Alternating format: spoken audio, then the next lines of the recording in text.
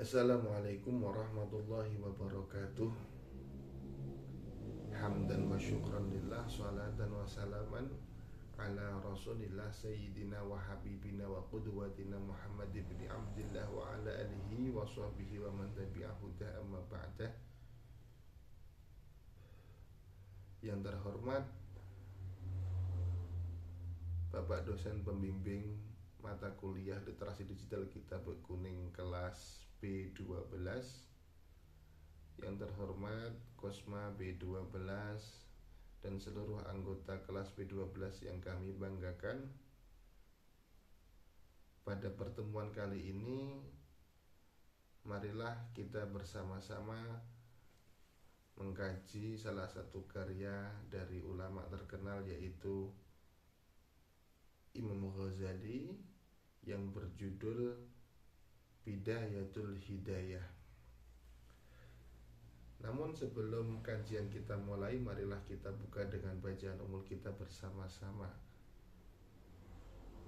Liridhaillah wa li syafaati Rasulillah sallallahu alaihi wasallam wa li syafaatil Qur'anil Karim, wa nakhusu khususan ila muallifi hadzal kitab Hujjatul Islam Imam Ghazali radhiyallahu anhu. Syai'ulillah. Al-Fatihah. A'udzu billahi minasyaitonir rajim. Bismillahirrahmanirrahim. Alhamdulillahirabbil alamin arrahmanir rahim maliki yaumiddin. Iyyaka na'budu wa iyyaka nasta'in. Ihdinas shiratal mustaqim. Shiratal ladzina an'amta 'alaihim ghairil maghdubi 'alaihim waladdallin. Rabbi ighfirli wa liwalidayya. Amin. Bismillahirrahmanirrahim. Al-qismu al-awwal, bagian pertama, fit ta'at, menjelaskan tentang ketaatan. I'lam, ketahuilah, anna awamirallahi ta'ala faraidu wa nawafilu.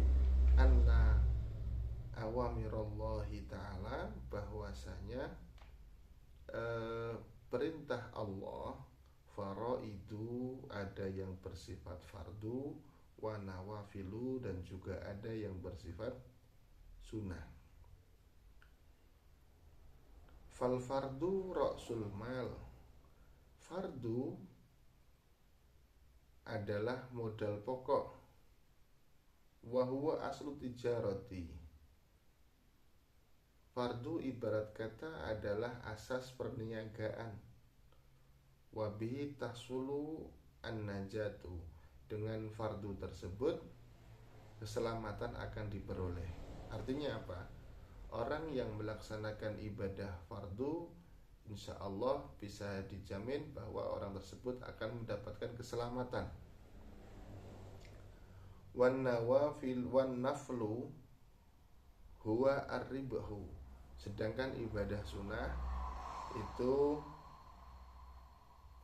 ibarat keuntungan. Wabihi al-fauzu bid-darajat, dengan kesunahan tersebut seseorang akan memperoleh keberuntungan, yaitu derajat yang tinggi di sisi Allah Subhanahu wa ta'ala. Artinya bagaimana jika seseorang melaksanakan ibadah fardu kemudian dia melaksanakan sunnahnya, pastinya dia akan mendapatkan keselamatan dari Allah dan akan menjadi orang yang dekat di sisi Allah Subhanahu wa ta'ala. Allahumma ja'alna minhum. Qala sallallahu alaihi wasallam, Rasulullah sallallahu alaihi wasallam bersabda, yaqulullah tabaraka wa ta'ala, Allah ta'ala berfirman dalam hadis qudsi ini, ma taqarraba ilayyal mutaqarrabun,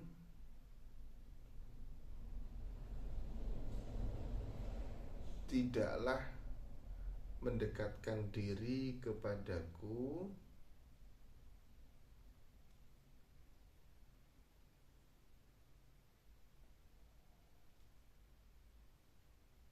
al-mutaqarrabun, orang-orang yang berupaya mendekatkan diri kepada Allah, bimithli ada ima, dengan semisal melaksanakan perkara iftaratu alaihim, yang mana telah aku fardukan kepada mereka.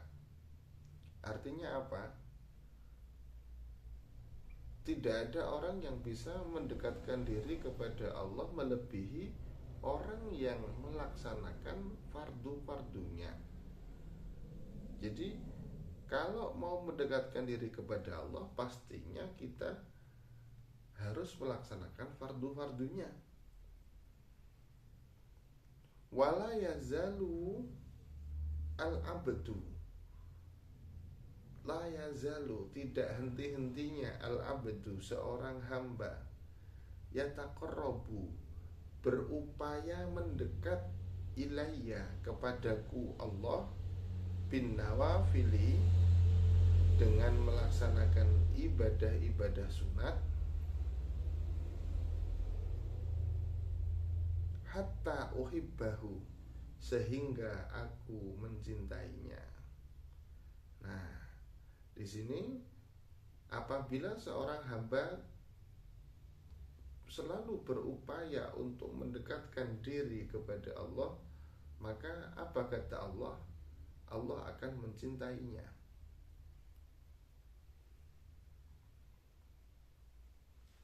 Faiza ahbabtuhu, ketika aku, kata Allah, ahbabtuhu, ketika aku mencintainya, kuntu sam'ahu alladhi yasma'u bihi, akulah pendengarannya yang mana ia mendengarkan dengannya. Artinya ketika orang dicintai oleh Allah, Allah akan senantiasa menjaga pendengarannya untuk mendengarkan hal-hal yang Allah ridhoi.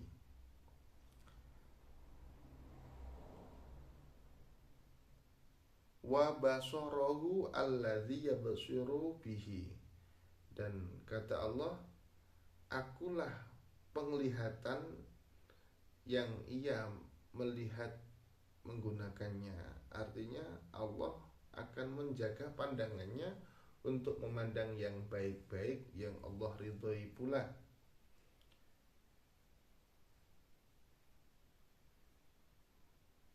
Walisanahu, dan lidahnya, alladzi yantiqu bihi, yang mana ia berucap dengannya.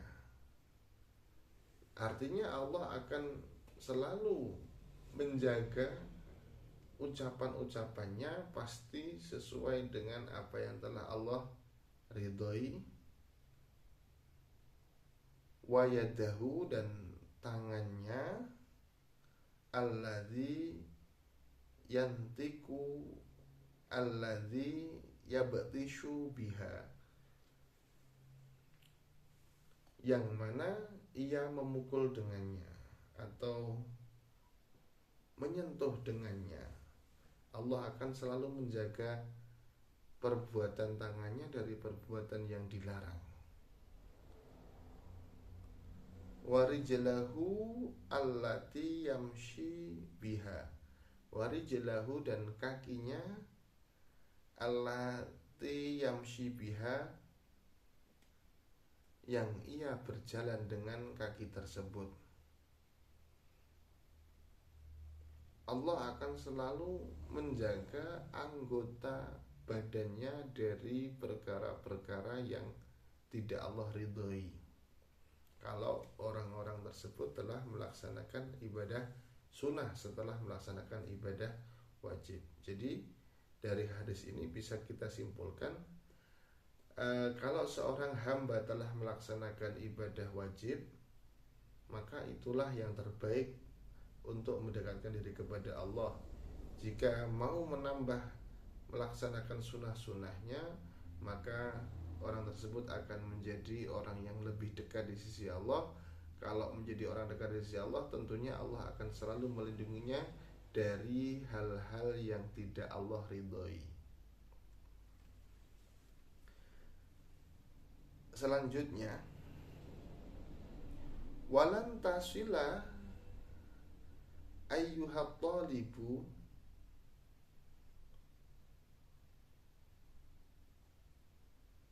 kamu tidak akan pernah bisa sampai, ayyuhat talibu, wahai penuntut ilmu, ilal qiyami bi awamirillahi, ilal qiyami, mendirikan, bi awamirillahi, perintah-perintah Allah, melaksanakan perintah-perintah Allah. Jadi baik itu yang bersifat wajib, fardu, ataupun yang bersifat sunnah.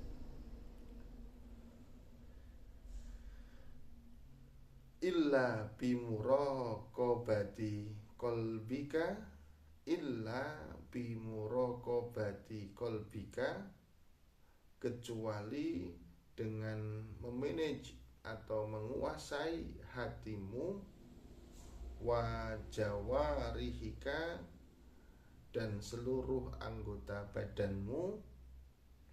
Anggota badan mulai dari ujung rambut sampai kaki.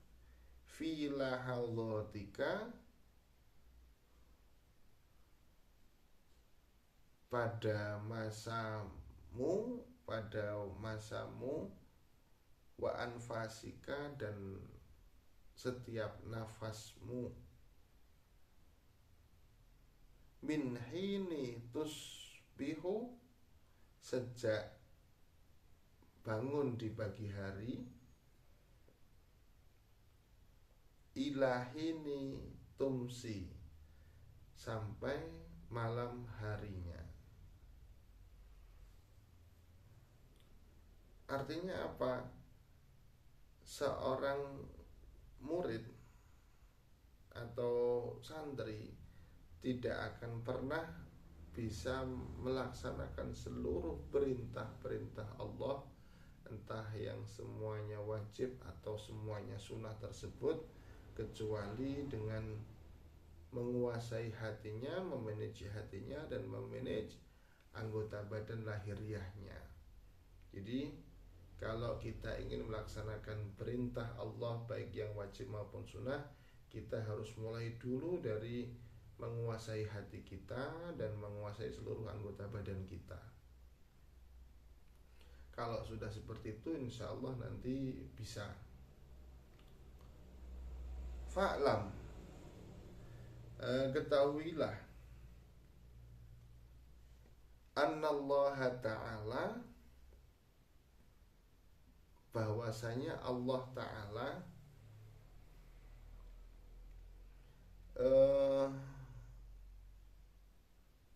muttali'un, selalu mengetahui,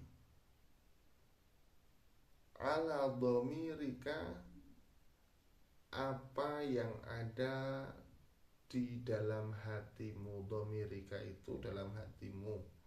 Nah, Allah akan selalu mengetahui apa yang ada di dalam hatimu. Wa musyrifun ala zahirika, musyrifun, Allah selalu memandang, ala zahirika, pada zahirmu, wa batinika, dan batinmu. Nah, ingat bahwasanya Allah selalu mengawasi kita. Wa muhitun,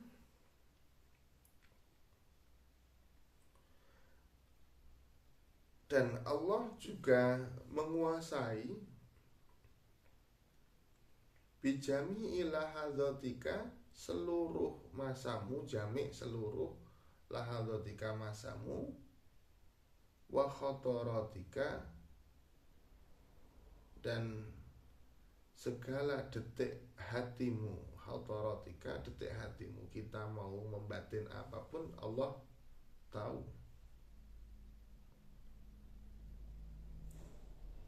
Wa khutwatika, dan setiap langkah-langkahmu. Jadi setiap langkah kita selalu diawasi oleh Allah Subhanahu wa taala.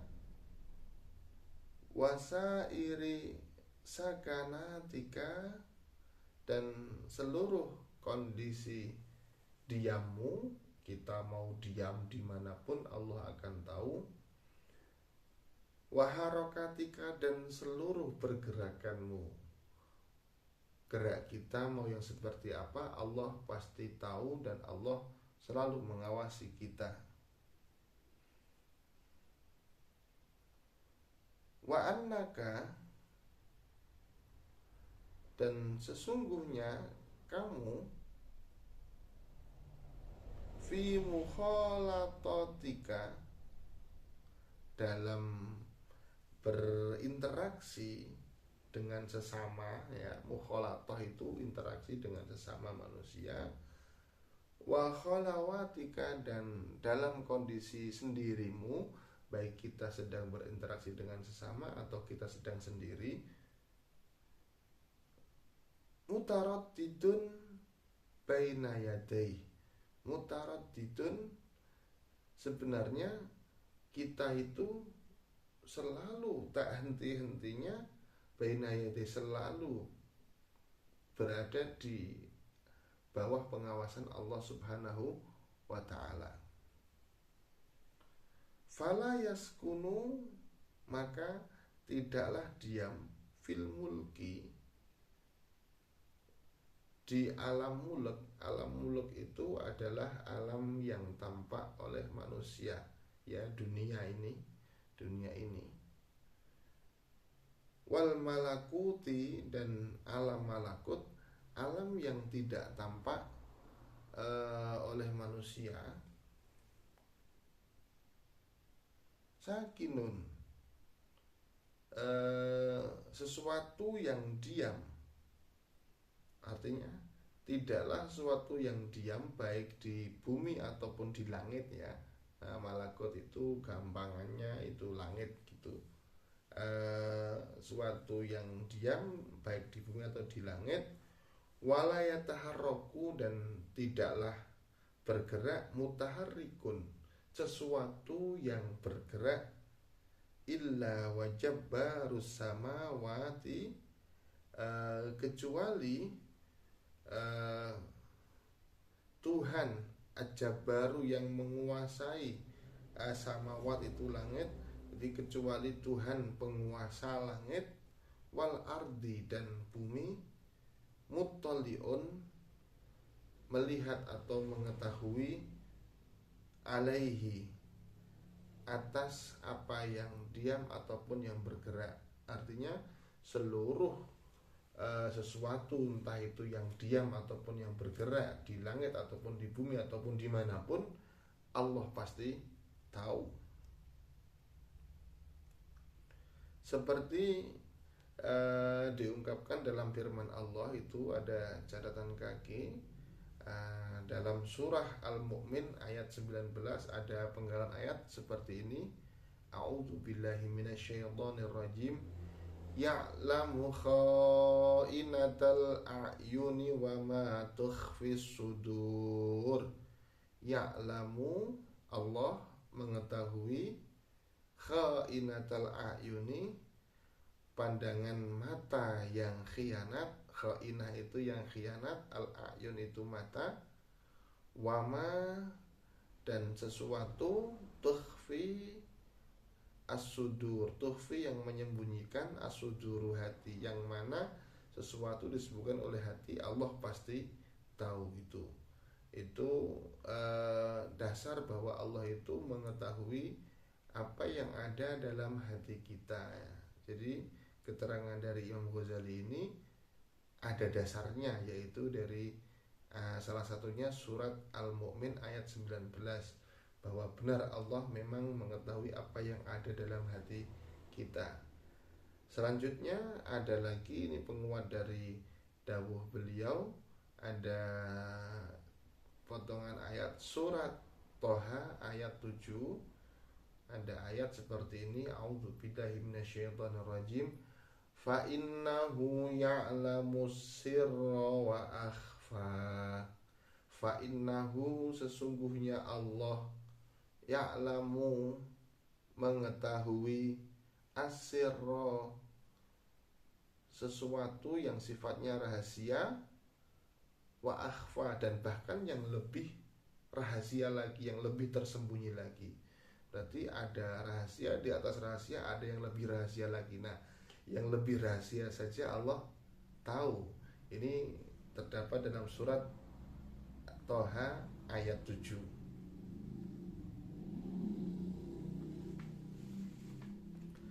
Selanjutnya,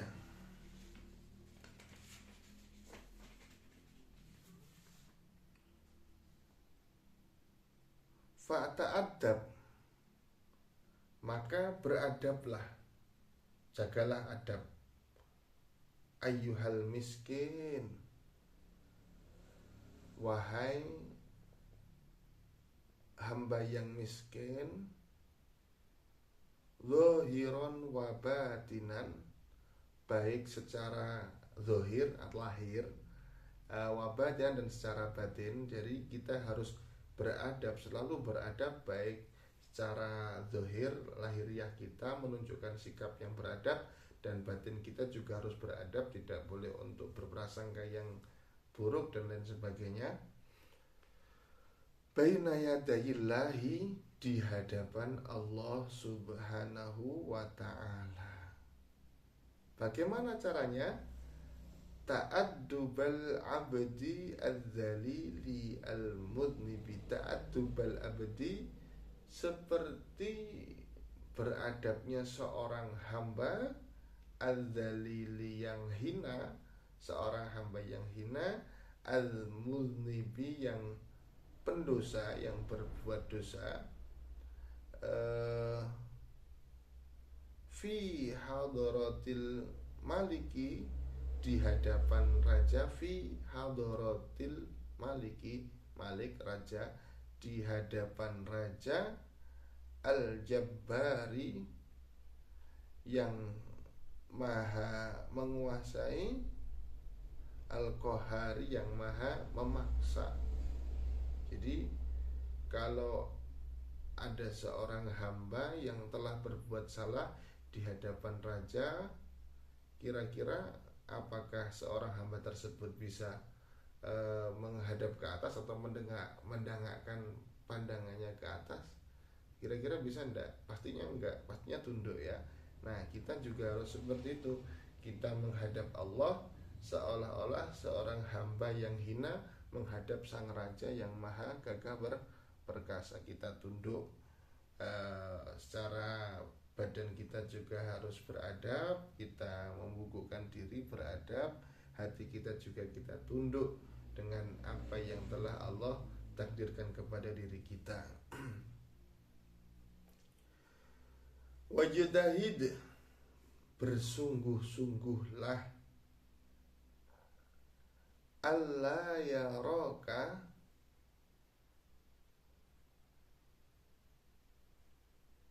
supaya tidak melihatmu, siapa? Maulaka, Tuhanmu, haitsu nahaka, sekira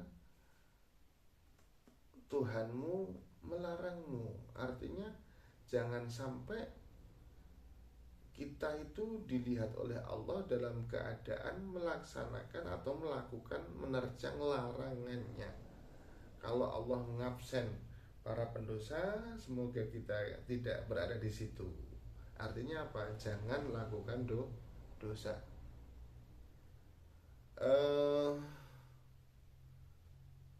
Wala yafkudaka, dan tidak kehilanganmu, haitsu amaraka, sekira Tuhanmu memerintahkan kepadamu. Artinya jangan sampai saat Allah mengabsen orang-orang yang ahli ibadah, ahli melaksanakan fardu dan sunat, kita tidak ketemu di situ, justru malah ketemu di tempat yang lain. Na'udzubillah tsumma na'udzubillah. Artinya apa? Jalankanlah segala perintah Allah, yang paling penting, yang wajib, syukur-syukur yang sunat juga dilaksanakan. Alhamdulillah, lillah.